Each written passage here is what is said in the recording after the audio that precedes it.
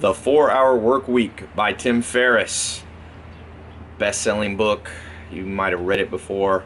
I was here eating breakfast and I decided to read it again. I read it a few years ago.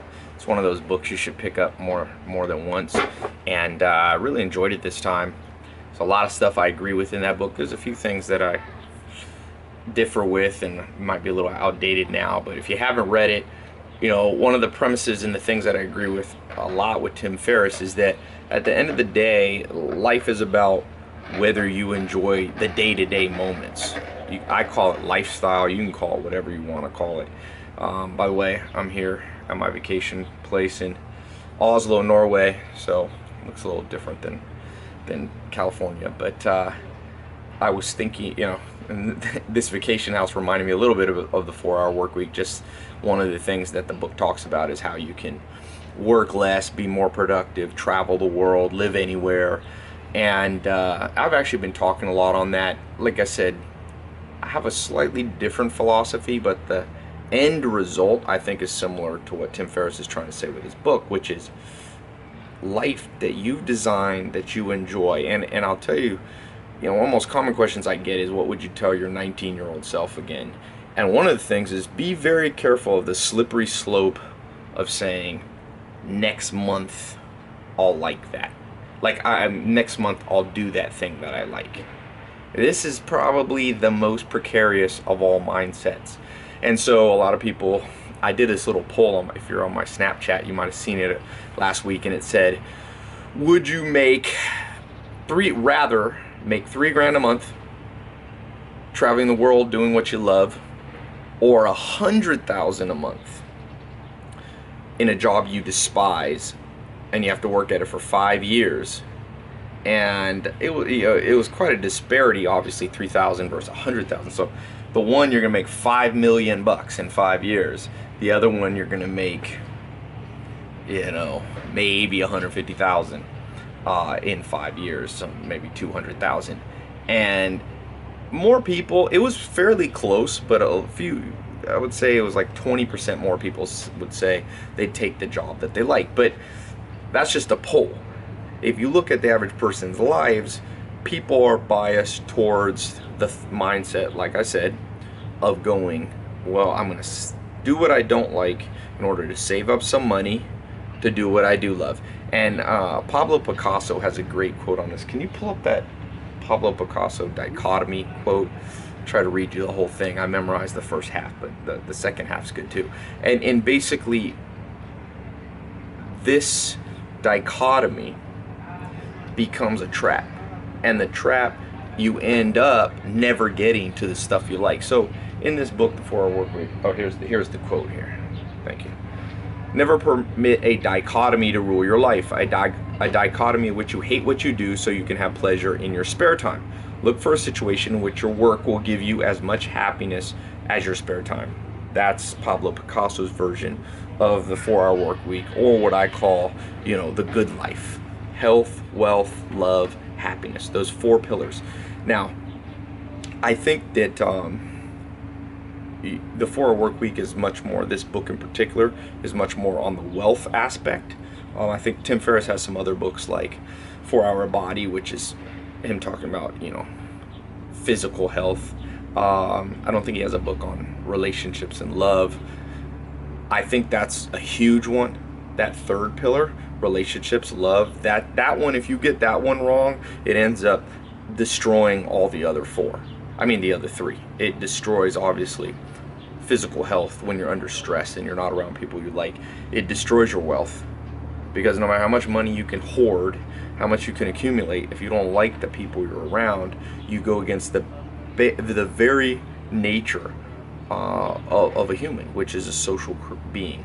There's a lot of science. Matt Lieberman, the UCLA professor, has written a lot about that in his book Social, talking about how social life is primarily what our brain's wired to do.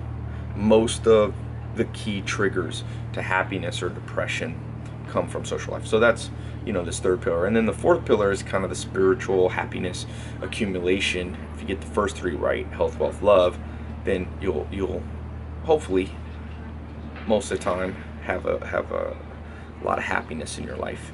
Now, one chapter in this book that I thought was great, on page, actually, let me pull it up here. I took a picture of it. This is Norway. You can see the fort over there. That's an island, little harbor. There's some huge cruise ships that come in there. I set up my gym over here. I'll take you. Here's it's a it's a 2-floor flat in a place called Sjöholmen. There's the upstairs. Over here I set up a little gym, get some sun, work out, a little basic gym, little Sylvester Stallone Rocky gym.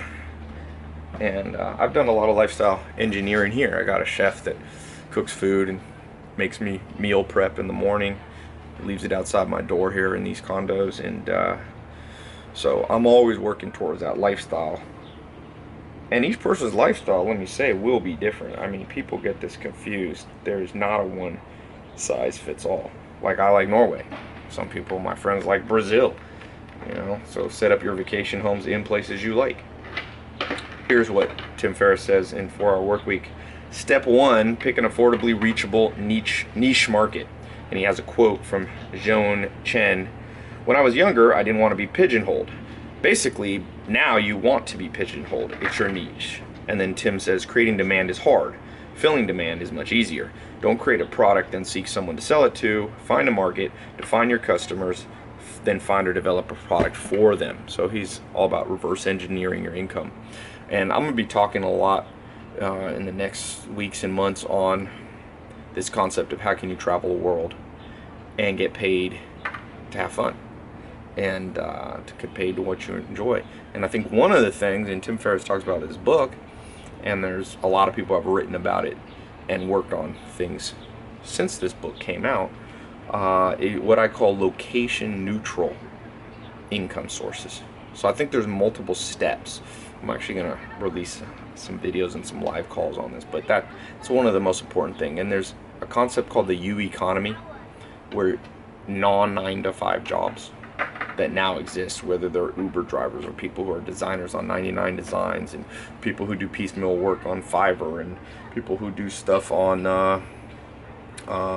Postmates, or all kinds. There's even a company here in Norway, a friend of mine, she needs some extra money, she rides a bike and delivers food. So these are location neutral. Obviously, if you're an Uber driver, it demands a location, but you could go anywhere and drive Uber, or you could go anywhere and, if you have some skills, do some freelance work for people depending on your skill set. So this is a whole nother conversation. I just thought I'd talk about this 99 Designs and the focus on lifestyle. And in the world now, especially the media, I mean, the focus is all over the place. The focus is on Donald Trump and Hillary Clinton and politics. The focus is on terrorism and stabbings and the lack of health care and education and poverty and all this stuff. But people forget poverty of lifestyle is more important to focus on than poverty of bank account. Because you can have a wealthy bank account and a poor lifestyle.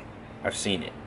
And obviously you can have not as much money, not as high income, but have a wealthy lifestyle, especially when you run it through the filter of health, wealth, love, and happiness. So yeah, what's your ideal situation?